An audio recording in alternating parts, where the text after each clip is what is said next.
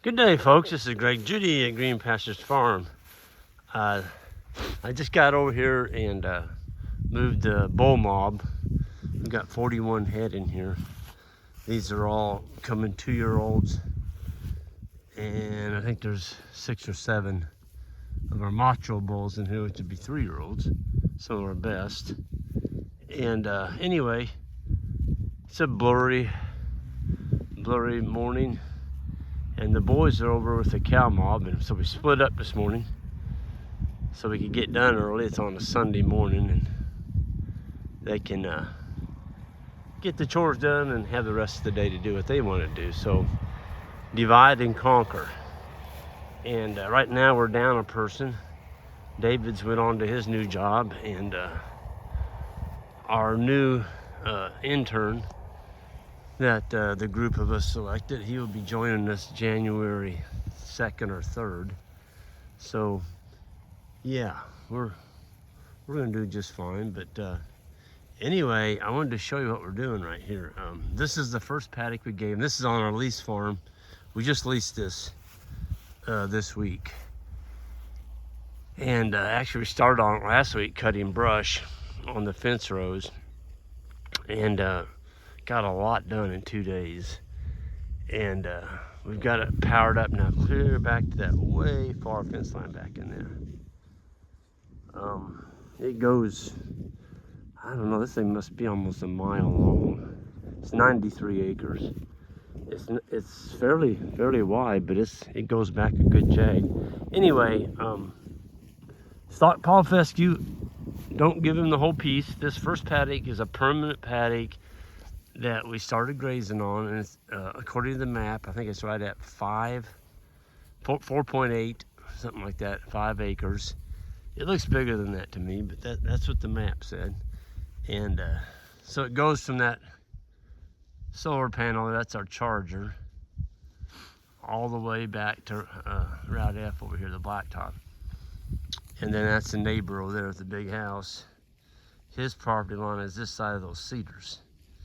So we share a property line with him. It's 5-wire, high tensile.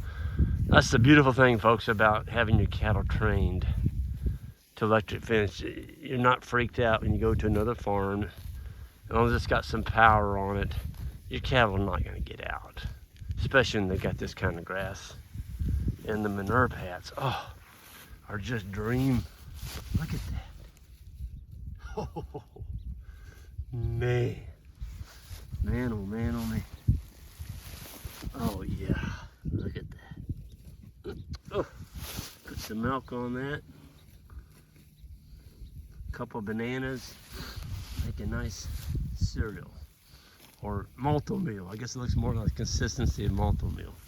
Anyway, so what we did is, it used to, this line right here you see in front of me came all the way through, and we hooked it hot right here on that wire.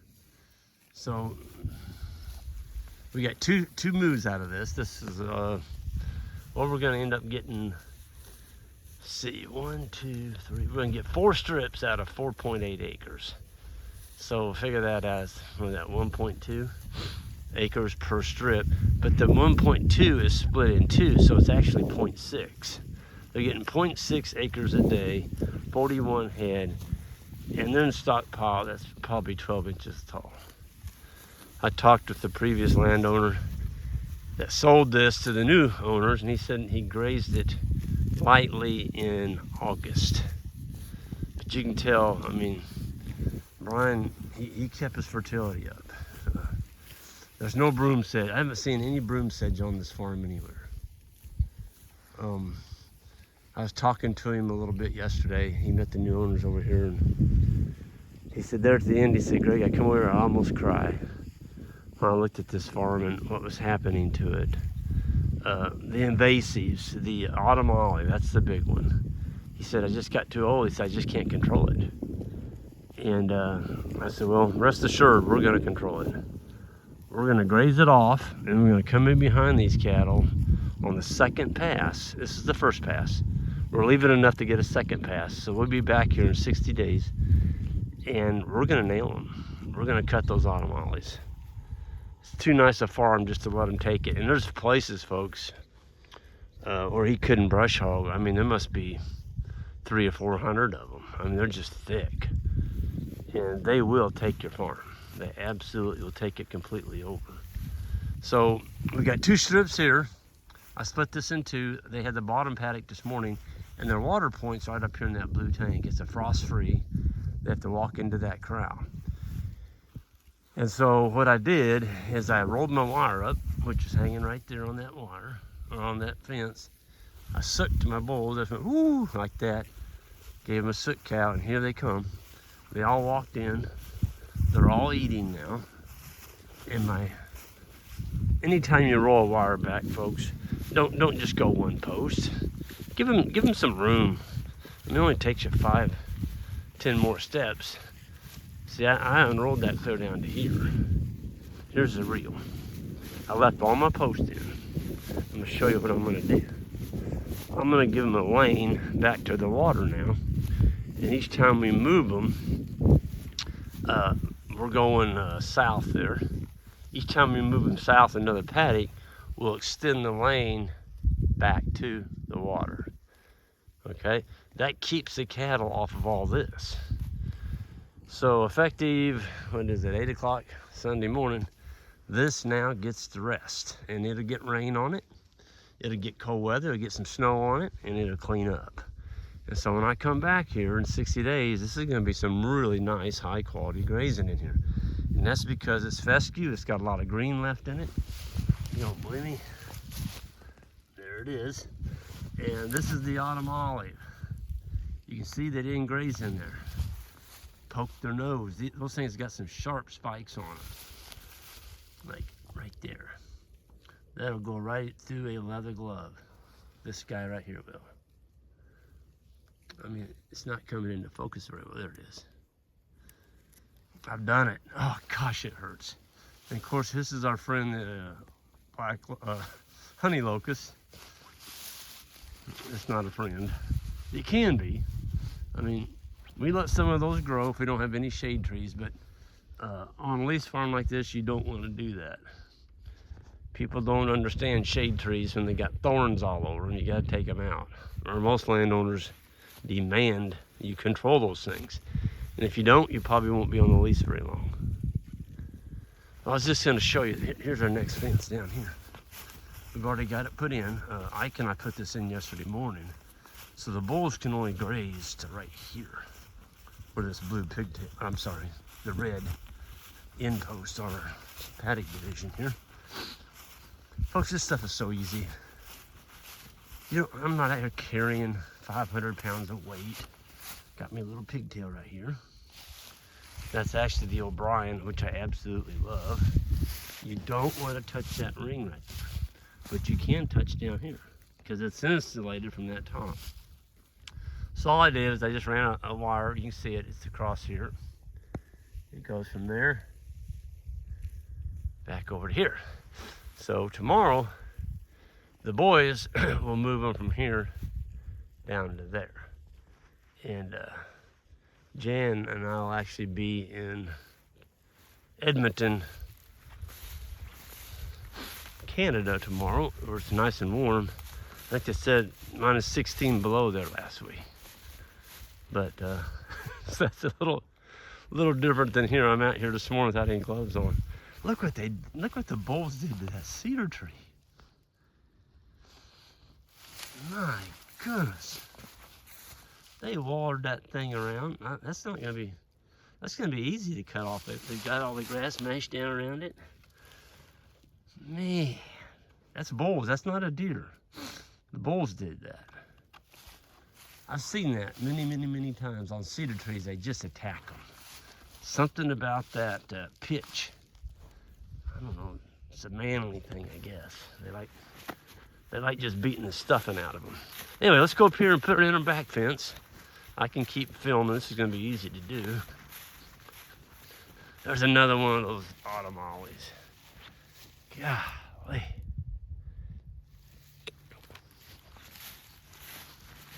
I mean, they grow. I don't care if you're in a drought or 100 inches of rain, it don't matter, those things grow. So I'm gonna grab my, this is actually a real old reel. This is an old O'Brien, which I don't particularly care for. And that's because it doesn't have the right locking mechanism on it. Tarragate reels rock. So it's a little bit of a trick to put that on there with one hand. I'm just gonna run it up here like this. I'll hold it with my legs. Reach up here. I'll put it on the second one from the top. That allows me to step over it if I want to. And bulls are so happy. Man, oh man. Look at that. They're just getting fat. Set that down, it might be easier. There's one more. Then I made my corner.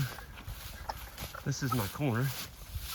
That's just a pigtail with a step in down to the ground at an angle. And then I just take my wire and run it in there like that. And now I've already got my post in. And walk it back over to this fence line.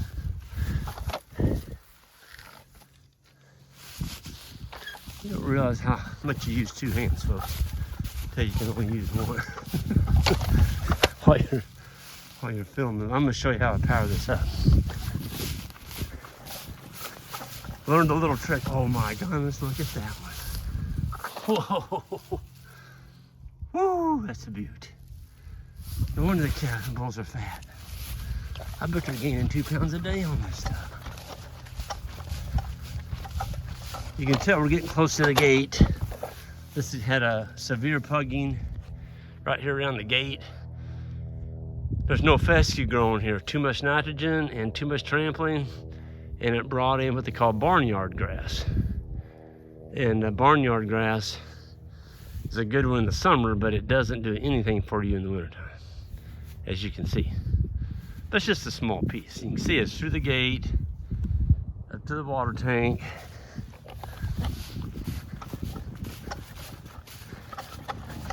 And normally that minnow feeder would be on the far end of the paddock, but I don't want it out in the paddock. The ground's a little bit soft. I don't want to create mud.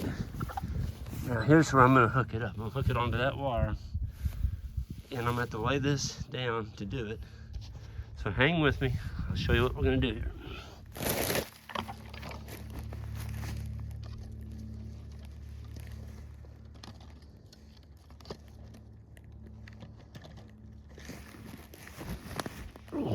There it is. There it is. So what you've got to be careful about is when you hang this, this is the hot ground, hot, and there's another ground right behind that reel, and then a hot. If you see how I did that, I just wrapped it around the handle, hooked it right on the hot wire. Nothing is touching the ground. If you don't have those two plastic posts behind a 5-wire fence like that, and you hook that reel on there, ask me how I know. That poly will touch that ground wire and it kills the whole farm. Found that out the other day, believe it or not. So don't do that. Just put you a couple posts right behind your reel, like that. That keeps your reel off your wooden and your ground wire. There it is. There's our water alley. I'm not gonna touch that, thing's hot. It's producing about 7,700 volts, and that is a solar powered charger. It's one of the, it's not Speed Right, it's the other one. It's only 2 chargers that I'll use anymore. Kept wanting to say bulldozer, but it's not bulldozer. I'll show you. Get underneath that wire. Look at that. Whew. Boy, those bulls got some good eating waiting on them. Pops. There it is. That's a 16 joule, so it's got 16 stored, 12 output. And he's got his deep marine cell battery in there.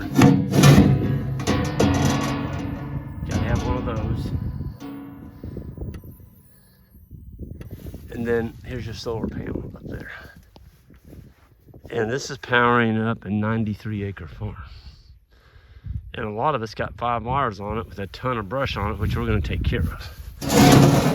He was having trouble keeping it hot on the back. So we put in another charger back there. And anyway, I won't get into all that. It disappeared. But you got to keep, when you're using solar, folks, you got to watch your fence a little closer. You know, we've got a 45 joule. We've got a couple 36 joules. And those things are just so hot that you don't have to really worry about them too much. I mean, it'll still, that spring gate open, yeah, it'll still ground it out if you get into steel. But it's another reason not to use steel posts. Why anybody would start on a farm, you don't have any hot wire out there and you're gonna put in hot wire and you go buy a bunch of steel posts. That's like shooting your big toe off.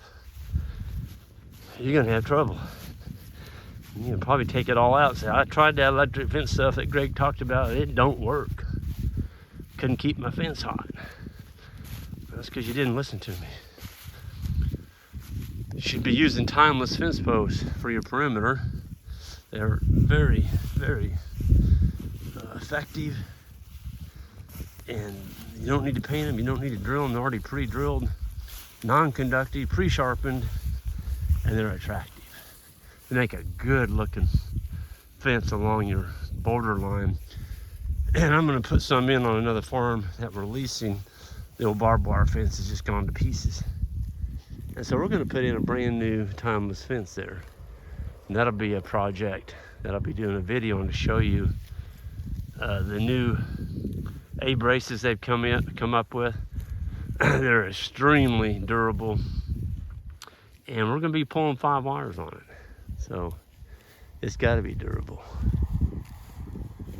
And this is a beautiful site. You know, December 11th, grazing winter stockpile. No hay, and the cow or the bulls are just pig fat. Absolutely pig fat. And the manure pads are just to die for. Gosh, they're beautiful. Folks, there is so much forage in here. I can see the ground. You gotta dig to find the ground. Man. Y'all hear any bulls bellowing? Absolutely not. They're happy. So we're done. I'm done. I got my chores done this morning. The rest of the day's mine. So the bulls are just being moved once a day. We don't have to drive over here twice. It's about 3.5, 4 miles from our house. And as you can see, they're not hurting. Being moved just once a day. The cow mob, we're moving twice a day. And got a lot more animals than that one. But I'm going to sign off here. Everyone have a good one, and hit that subscribe button on the way out. And also, I did post just an ad on our website. There's a couple bred heifers on there, half South Pole, and we're going to be selling those. You can go to the website, greenpasturesfarm.net, to check those out. And somebody asked the other day about those billy goats that we had. So I put those on our website under the sheep page. I don't have a goat page. There's some extremely nice Kinko Spanish cross parasite resistant billy goats. They're ready for to breed right now. If you need something to breed your nannies, these are super, super hardened, no pampered, no frills goats. Parasite resistant, hot wire broken, ready for your nannies to have as a boyfriend. Anyway, I'm gonna get out here. Everyone have a good one. Take care.